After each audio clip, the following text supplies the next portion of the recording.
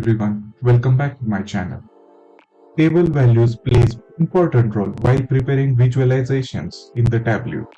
So there are two types of values, one discrete and second one is continuous. Alright, let's get straight into it.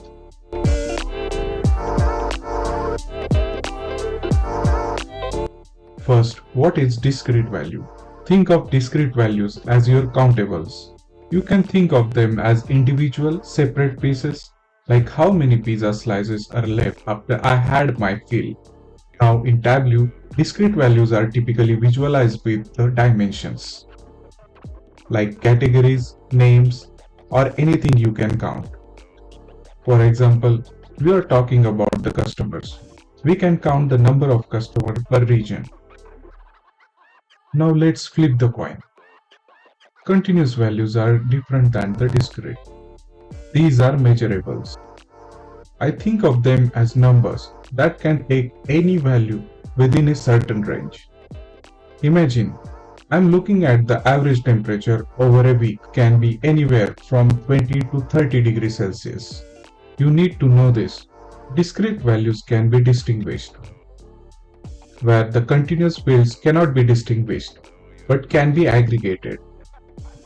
Let's see a demo on our Tableau public. You can see in this data section, data is divided into dimensions and measures. By default, all the dimensions are discrete fields, and all the measures are continuous fields. If you drag any discrete field in a rows, it will be in a blue color.